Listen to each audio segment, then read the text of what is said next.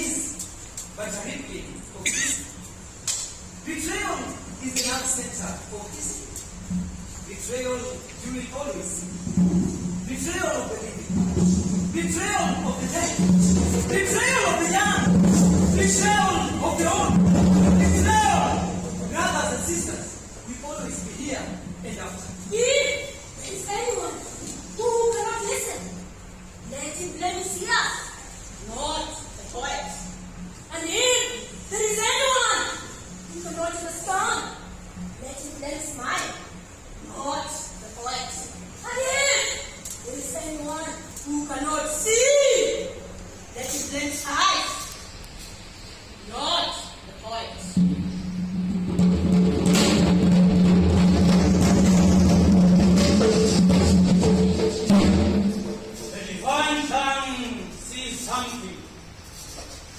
Something in the offing. The divine tongue predicts the path of the spirit from the land below. The divine tongue predicts that we will receive a visitor, a great artist and a great dancer too, from the land of men.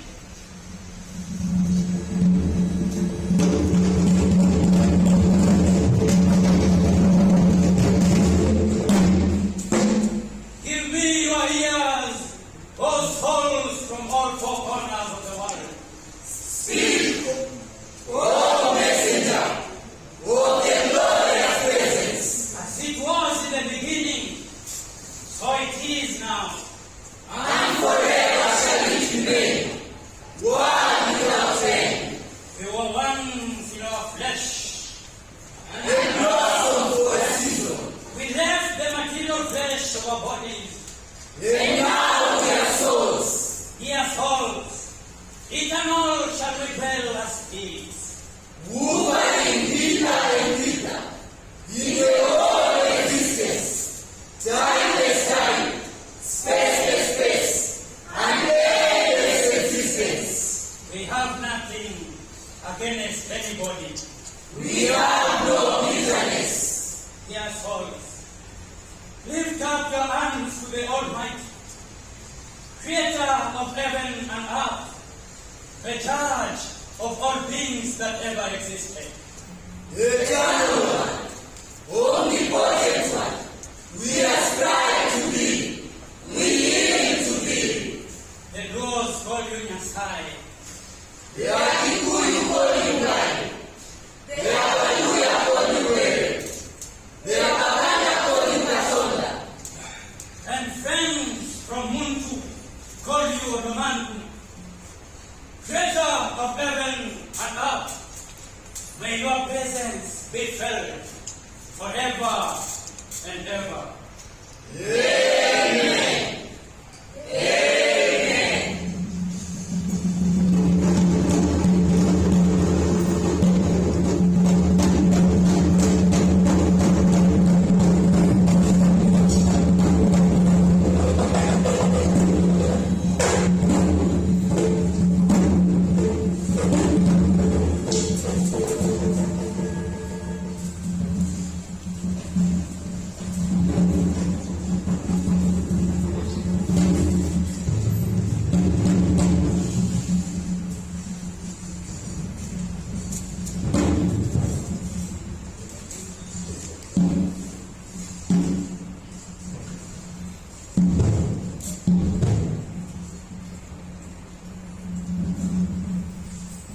To you, substance of things. To you, the eternal. Nothing we give to you but water, one of your creation. Dear Lord, may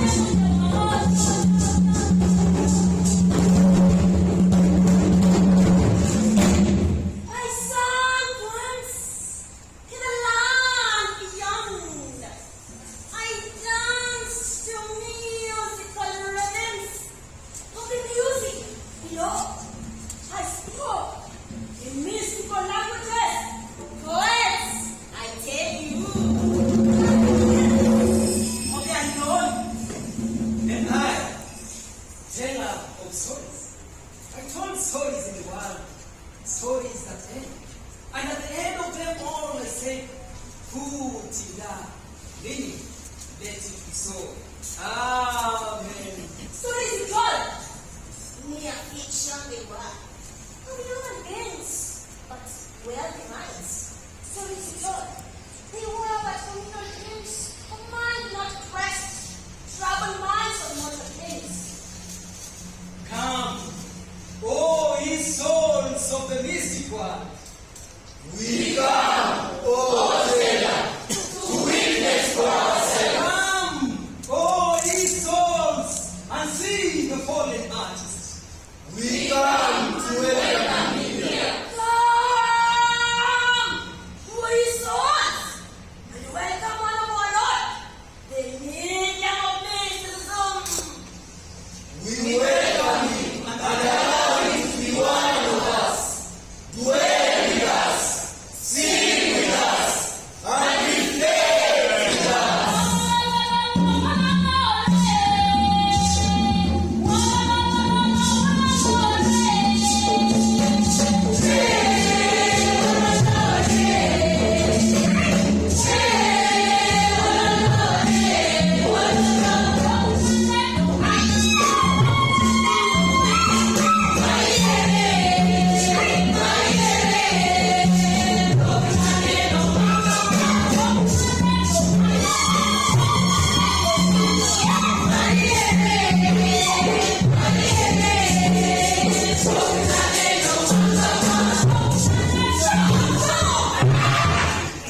Why are you stopping us? No! I'm gonna say no!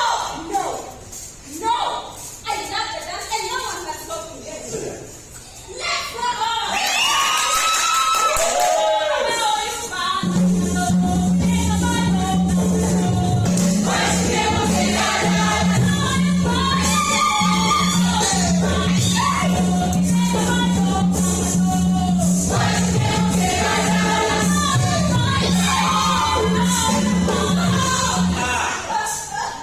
I can see the spirit being led.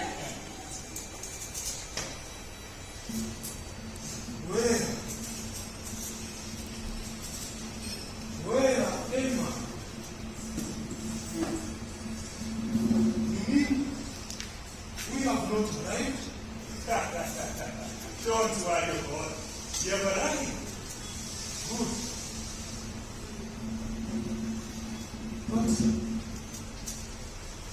I can see some forms. Are those humans? Mr. God, my friend, you mean you wrote a whole book on Africa aging, but now you cannot realize that those are the forms you talked about? Oh, our brother, welcome, welcome, welcome. We welcome you to the world unknown. Thank you very much. But I need a glass of water. My throat is very dry.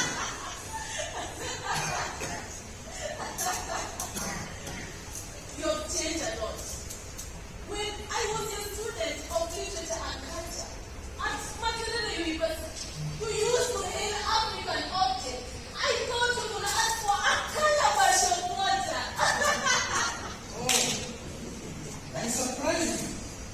And you mean you memorize that accurate in the year after? Yes, after some time, we suffer a temporary memory loss. And you will soon begin and remember all things you did in the wild. And you said that you are my student? Yes, Professor. But then, how comes you're here? Or you mean you're right here before me? Yes. He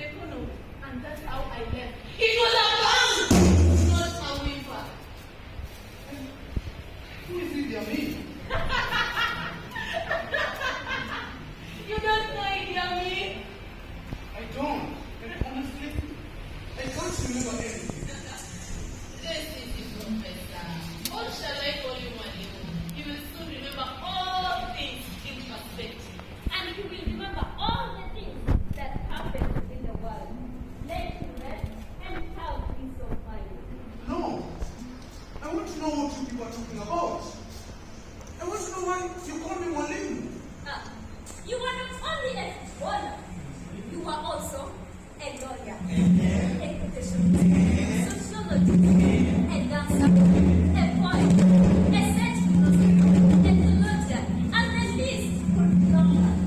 Please, don't confuse me more than I am already. Poor souls of people.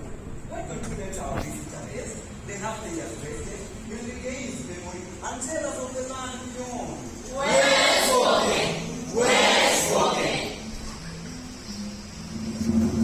That voice.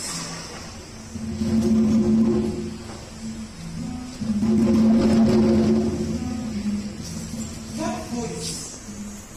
It sounds so very familiar. Who is she? In the hereafter, there is neither he nor she. We are but forms of physical bodies who remain back in the world. Thank you. Thank you for that protection. But now, I feel so very tired now. Can I have my rest? By all means, Professor.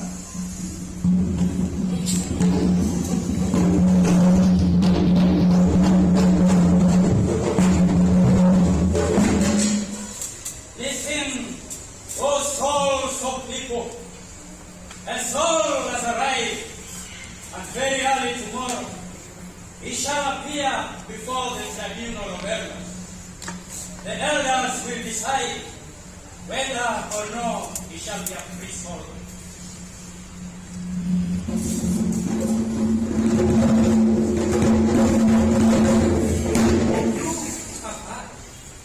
And so shall you also hear the story of life and death. A fellow poet wrote about it. Who is he?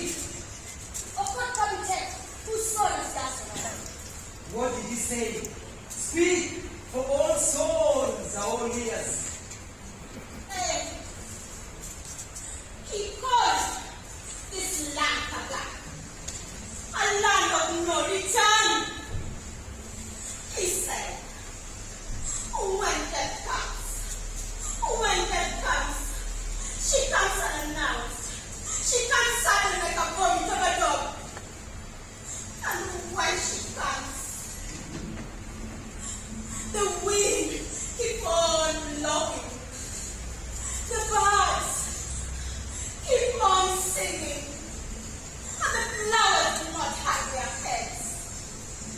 And then their Goga comes afterwards singing that death has always been that way.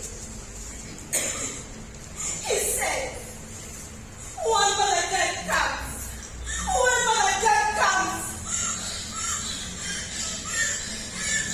she whispers,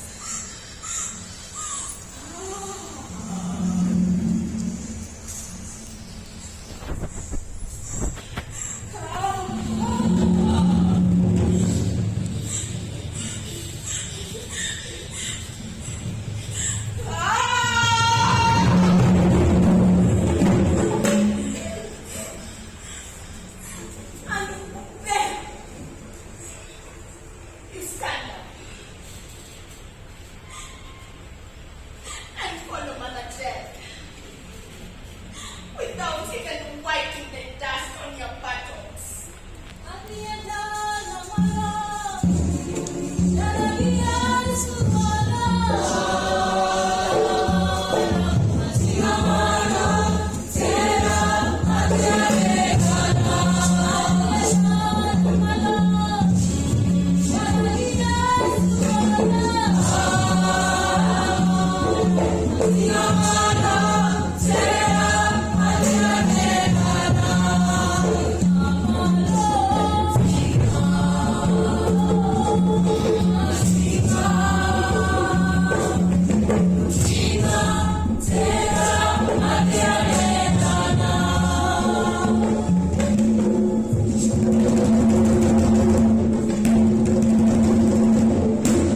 That is true.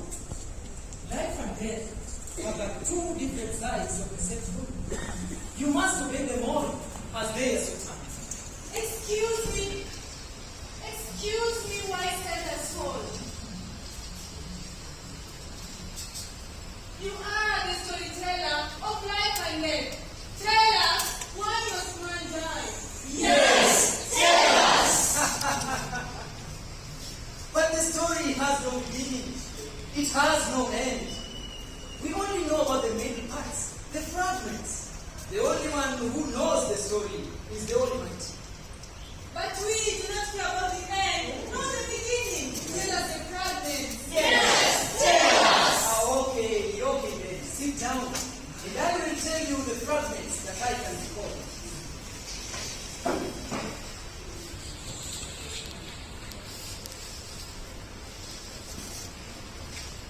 Pengine milimani Utani tumaniende, pengine mabondeni, wataka nipeleke neno. Shairi sitakata, nitoage Bwana Mungu. Niko hapa, nitume niende leo. Niko hapa, nitume niende leo. Niko hapa, nitume niende leo.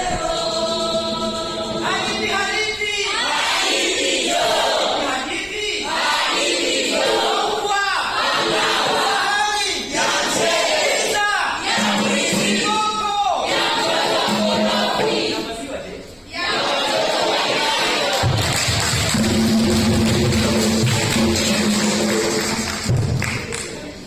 Dear souls of people, long time ago there was nothing like total death.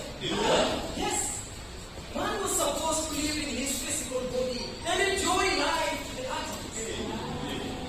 He enjoyed and enjoyed and enjoyed. Dear souls, Moon wanted to tell man that as she dies and lives again, so will man also die and live again. Do you know what happens to the sinner? Moon sent the chameleon to man with this message.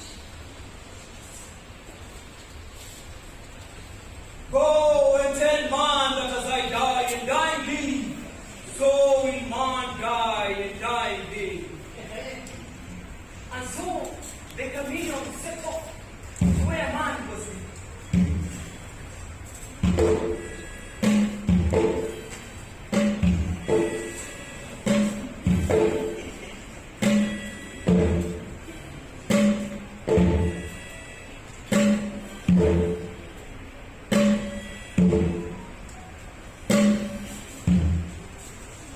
He was not a very quick runner. So he met hair down the path. How are you, my friend? Where are you going? Chameleon told Hare everything. Hare told Chameleon that he was a very quick runner. So he set off.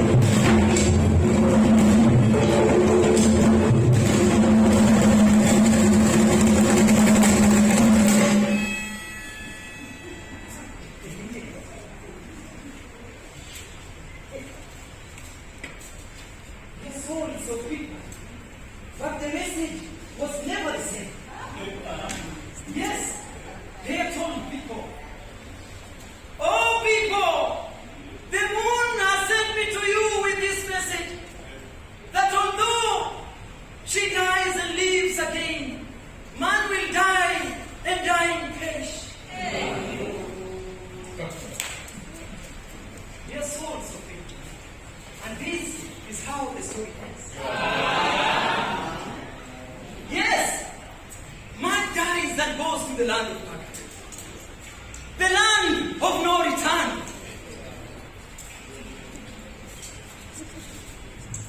Tutinga, adonga donga donga. Tutinga. Malito sipo, cambio, iguana, no que Malito sipo, cambio, iguana, no que Malito sipo, cambio, iguana, no que Malito sipo,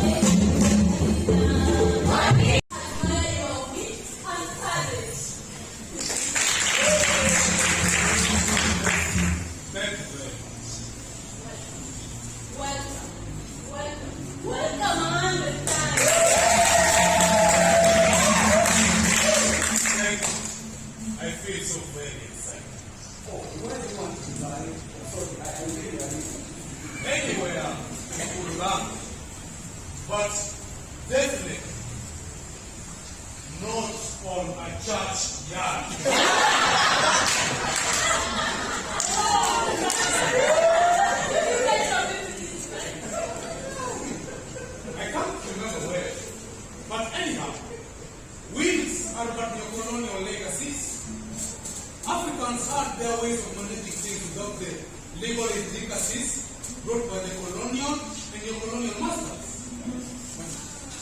So what contribution do you leave behind? Very many, or none. Depending on what you mean by contribution. Did you acquire enough wealth, have enough buildings, and endless tracts of land in a large bank account in Switzerland for your wife and children? I know very well you talk like that. But what for? Why? To your children and your beloved widow. Children, what God should work very hard. Anyway, I left the whole entry of fools.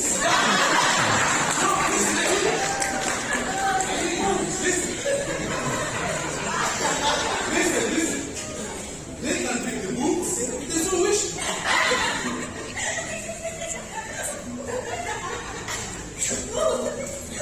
Who is in need of books? In the one, man is ready for comfort, and ready is a torture. I never may call it. Well, you might be right. People no longer want the knowledge. They are craving for the certificates, not the knowledge. People suffer from what is conveniently known as the diploma disease. A direct ticket to nomadic wealth. Allow me ask you a question, Mr. Professor. Yes? In your field, what do you think your children are educated? I can't really say. That is for others to judge. All I know is that I spoke too much. I wrote too much. But that is for others to judge, whether these were positive or negative contributions. But do you think your admirers and detractors understood? Very truly, I'm sure of that. They always call me a fish of water, but drink of wine. You know, Tabanolion once said you were crying over spilling milk. Forget about Taban Leon. He once said that we celebrated his Father's Day. How can this speak of African heritage if he had done that for his own man? His father should have been a symbol of African heritage to him. You people seem to have an application. Why can't you let me this young later and let us go to your guest speaker? Thank you very much. You know, it has been a long time ever since I gave a lecture. But anyway, ladies and gentlemen, it is a beautiful day. I received a letter inviting me to come and lecture to you on any topic.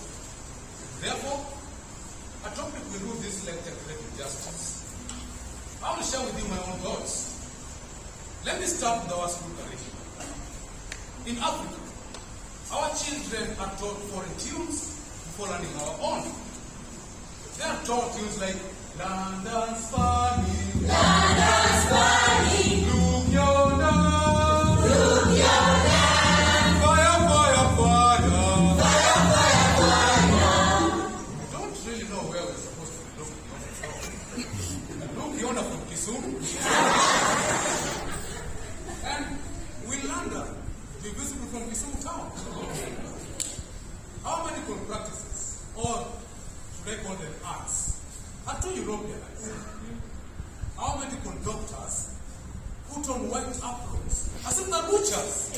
No, I am a doctor, and I would like to submit that even if we dress like butchers, there's nothing wrong with that. Because butchers are also useful to the nation. But what okot is saying is also right. It used to happen in African countries, in the land. I show an example.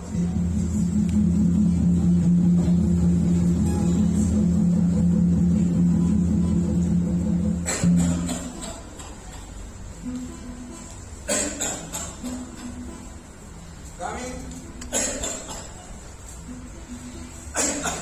What are you suffering from? I have a severe cough, difficulty in breathing, headache, and Okay. also. Three treatment I have. But I'm not describing my illness, sir. Listen to me. I'm a doctor and I know what you're suffering from even before you tell me. But it's not diagnosed with medical condition, sir. If you don't want my treatment, say so. How can an African patient tell me what to do? African patients know nothing. Okay. Okay, go to three treatment I have, okay? The first one, you have to pay 15 shillings. If you pay that, you will not get cured. The second one, you have to pay 50 shillings. If you pay that, you may or may not get cured. The third one, you have to pay 150 shillings. If you pay that, you will be cured. But I have no money. You have no money? No money? How dare you come to my clinic without money? Listen to me, African patient. I don't care about your sickness. Money all I want. Money all I want. You are a thief. You are a thief. Just exploiting human beings to the predicament. You have crossed the whole Indian Ocean. Just come to the place of a human Listen to me, African patient. Money all I want. Not too much talk. Money all I want. You just say on and leave us on our side. Now this is the problem with African patients. They don't understand my clinic's business language. Money all I want. Thank you very much for that play. I hope you have all seen what has been depicted over here. Yes, the play is a reality. Yes, it used to happen below in the land of men in African countries. Why do you tell an old person to take up a teaspoon of medicine if this old person has never seen a teaspoon before? Such medical practices are very relevant. Yes. Professor, I think you are taking us back because this European brought us education, roads, business, schools, name them. Thank you very much for that comment. In what class are you? I mean, for. You know you are a promising young man, right? But you should ask yourself several questions regarding the things you call development. Roads are good, very beautiful indeed. But let me ask you this. Whose roads are they?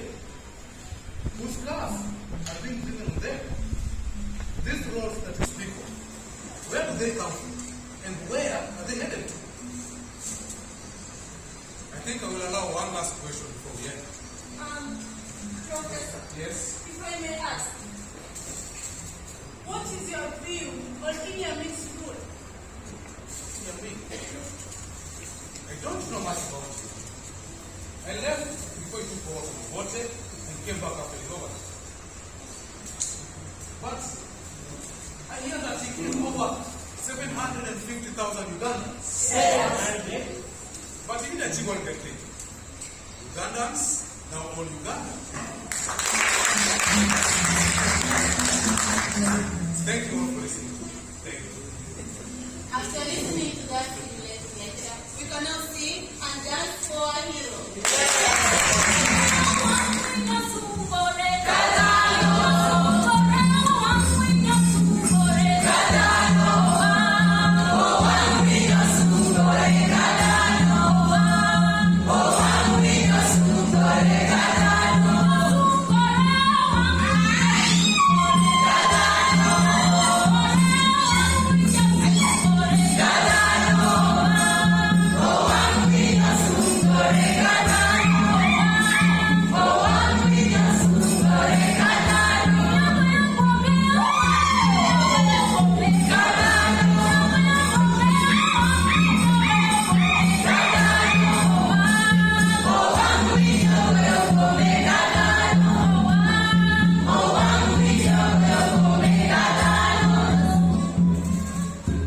The story that you have been listening to will never have an end. Life and death have been wrestling since time immemorial. They will wrestle forever. Another song!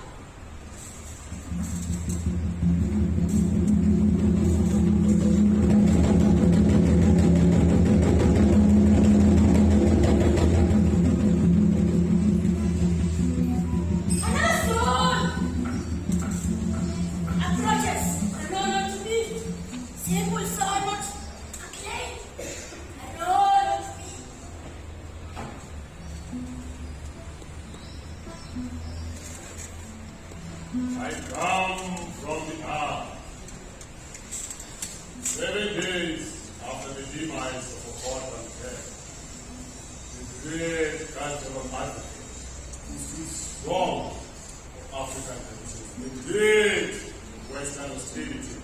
Speak! Simple sir, I know what you mean. Speak for the people here. Okot Pavitek was buried in northern Uganda in the churchyard. Yes! I say churchyard. What? The very institution which you rejected another day received you with open arms.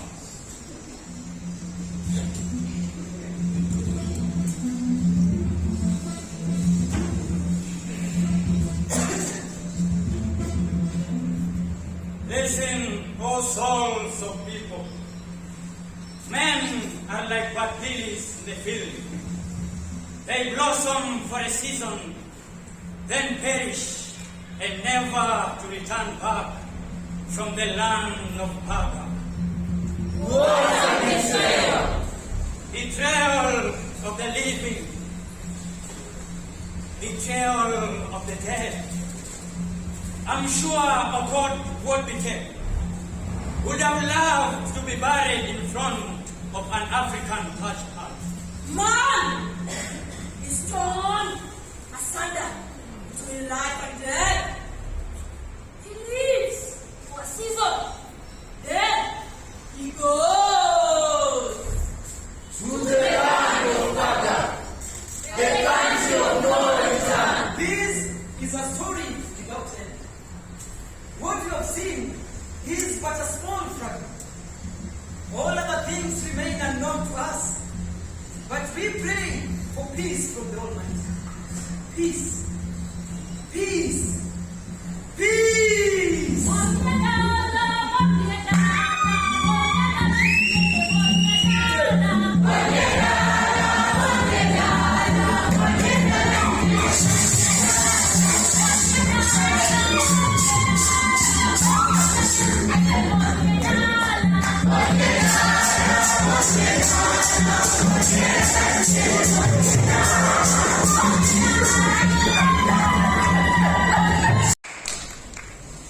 Welcome, welcome, all great souls, the review tribunal of God's Party. Now, God's Party was a very good dancer. So please, help me welcome the greatest dancer to welcome God's Party.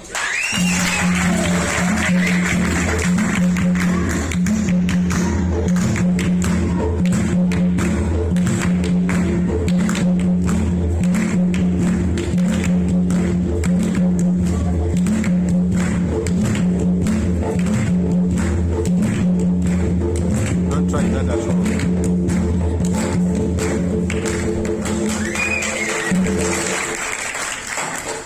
Okot Pavitek was a Pan-Africanist school singer.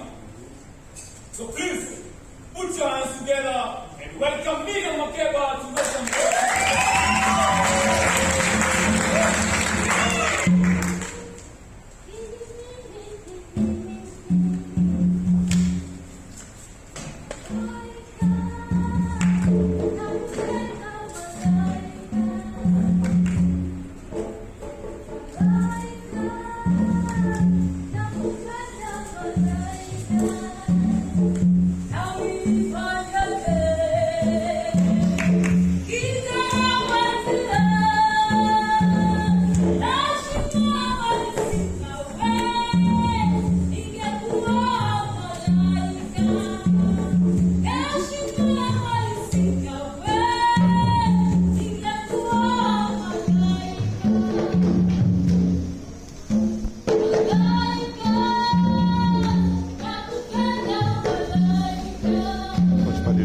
Kocho uchi machodo.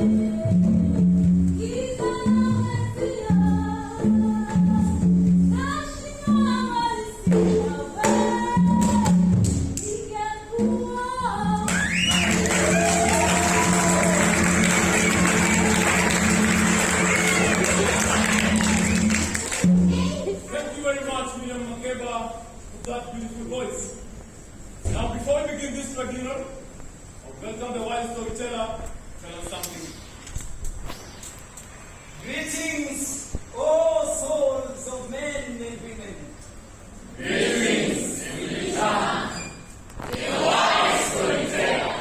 The story that we're about to see is without end.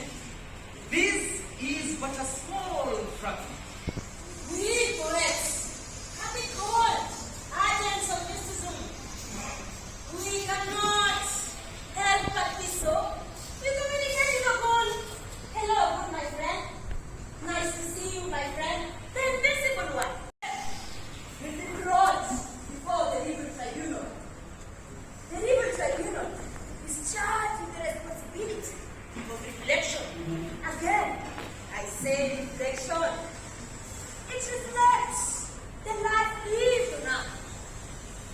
It might look legally spurious for some of your daughters, but that is how it always done things here.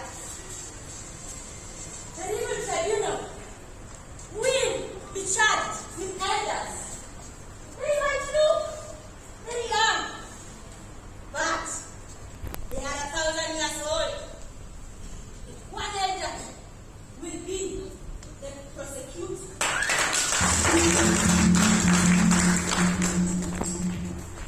Another elder, the oldest one, will be the presiding elder.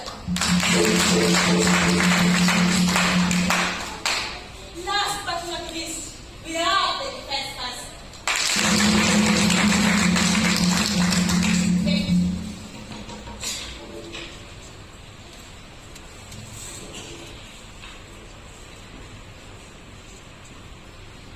The tribunal begins.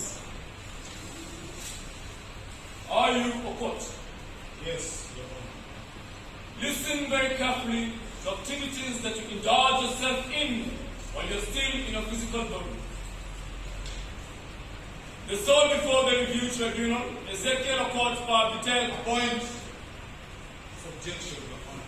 What is your objection? Not that the executive. How are you known by them? Court, Babite. Simple. I could not figure out the meaning of this Judeo-Christian name. Therefore, I discarded it. My name of court means that I was born during the rainy season. Babite means that I am the son of Bite. That is how I have been known in my child life as an adult. Your point of objection is taken. The soul before the review tribunal, Okot Parbitel, was indeed many people embodied in one flesh. First and foremost, he was born to a devout Christian home in Gulu, in northern Uganda in 1931. He went to mission school and became very interested in music and religion. As time went by, Okot thought his limbs were strong enough to face the music of soccer. He did not abandon music and religion. He went on with these as well. Okot went on to train as a school teacher, where he taught his favorite subjects, music, English, and religion. He did not abandon soccer. He went on with this as well. The latter earned Okot a free air ticket to Britain to play for his national team. But young Okot did not return home. He remained in Britain, where he started education at Bristol. That is just at the beginning. Okot went to Aberystwyth, where he studied law. Now yet still, he went to Oxford University and studied social anthropology. He tried to run for elections, but failed terribly in the early 1960s. So having acquired his degrees and certificates, he went to Makerere as a lecturer and a cultural activist. But the regime of Dr. Obote did not like Okot's activities. So Okot found himself in Kisumu town as the resident tutor of the extramural division of the University of Nairobi. He later went on to the main campus of the University of Nairobi as a research fellow and a lecturer. He flew to America in Nigeria before returning to his native Uganda as professor of creative writing. Okot decided to pass on and join the great stalwarts of the African pen like Christopher Okigbo, George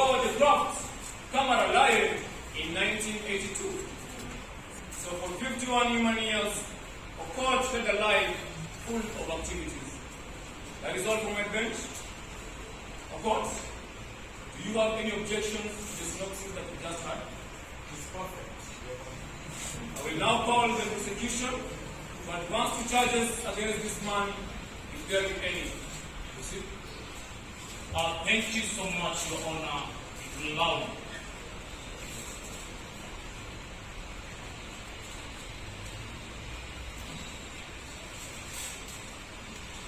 Your Honor, the soul before the tribunal is a survivalist.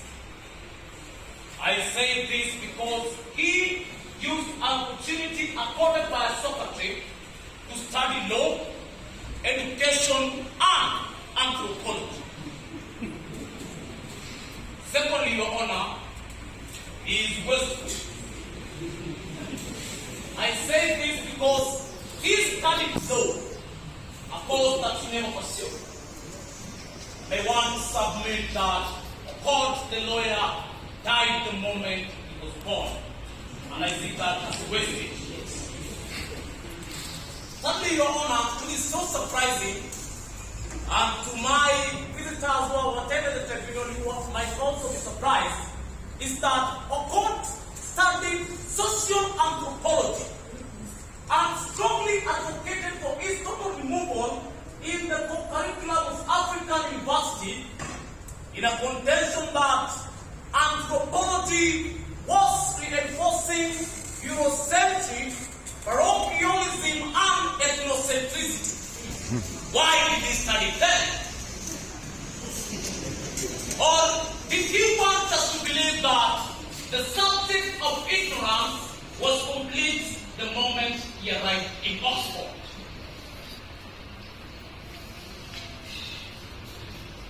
Your Honor, okot was lethargic and allergic to this word which is now losing currency, particularly in the intellectual circles, and the other word is primitive. Your Honor, primitive. Your Honor, teachers in Oxford saw African mode of life as primitive, and he objected that the first class he attended. Your Honor, I want to submit that okot vehement denial of the fact is but a case of literary escapism sold in hereafter, and can be concluded from advantage of human history that African culture and other modes of life are in their initial stages of evolution, and I don't see anything wrong with calling that as primitive. Thank you so much, Your Honor, if you allow me to sit down.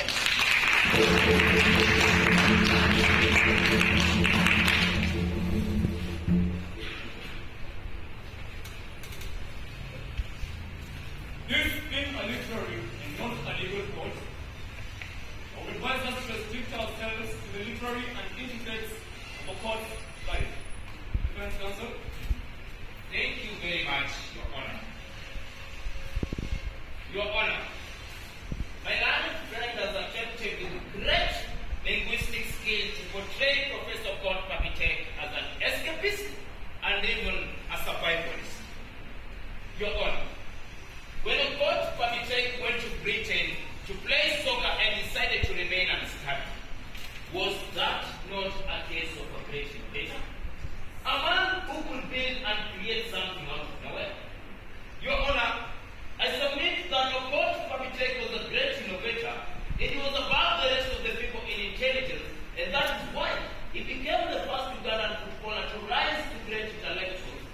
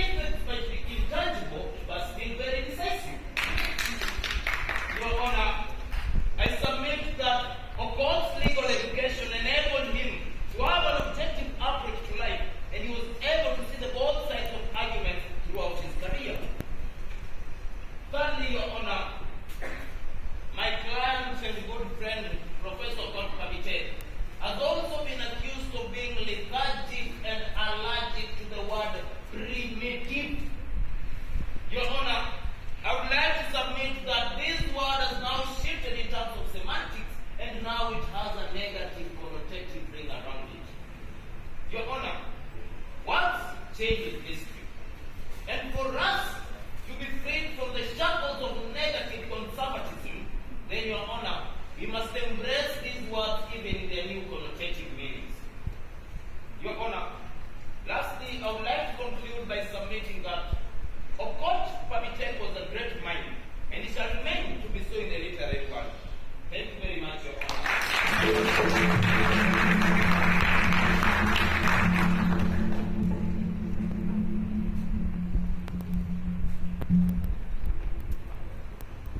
I have heard from both sides, and now is the time for cross-examination.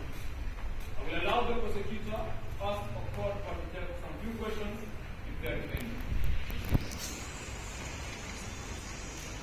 Thank you so much, Honor, to allow me.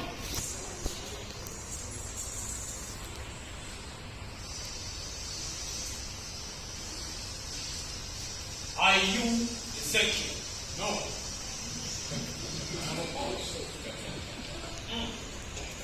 Then why did you drop the Biblia in Ezekiel? Or was it from influence of Ndugu Thiono? Kama Noliolo Achebe? I was influenced by no. I think I must have influenced these people. So to me that you have so many things at different times. He says,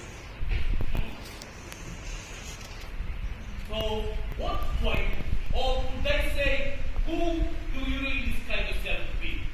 I'm a coach. Simple. But people are thinking that you're taking solace in philosophy. Yes. Because I examined the ideas of Rousseau. And who was Rousseau? An 18th century philosopher. What was so significant about him? In his book, Social Contract, Rousseau gives what I find empty thought. He says, man is born free, but is everywhere in chains. So, do you agree with Rousseau? No, they don't. Because as I stated in a paper entitled Philosophies and Cultures, man is not born free, and indeed can never be free. Can you please elaborate? Yes, I can. Man is tied to so many things around him. Even at birth, man is not free. He is firmly attached to the mother through the umbilical cord. Once this cord is cut, he has a bundle of ties imposed on him by the surrounding communities. Are you subscribing to the facts there is no freedom? Yes, I do. There is no freedom in this world. This notion of freedom is a myth. Man cannot and must never be free. He is everywhere in chains. He is tied to the relatives, institutions, regulations prescribed by the wider society. All these things show the freedom of man. Permanent bondage is his strength. It is an illusion to think that you are all free. So, are you restricting your statement to an abstract philosophical ring of bound existence? No, of course not. I cannot imagine a compartmentalized man. He is an organic whole. I am referring to the social, economical, philosophical, and even spiritual freedom. The only free person in this world is a dead person. But as you can see, there is the hereafter that he must face as well.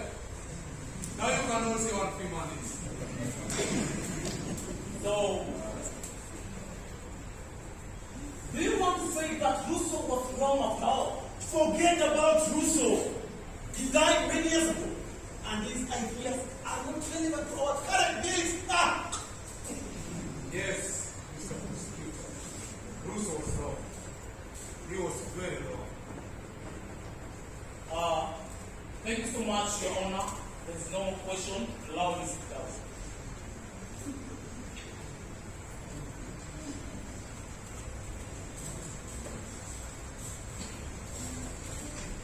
Now that the cross-examination is over, I will grant a recess for a few minutes. You can all gather here when you hear the bell. Jamriapo, Popiro, Iko, Jogo, Jamriapo.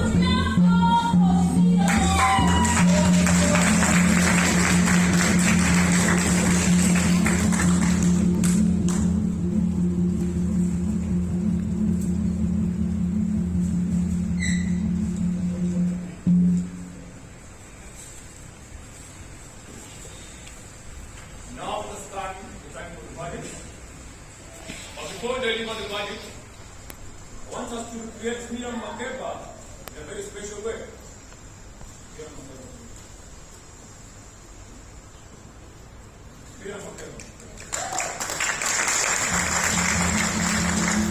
What is you creating for us today?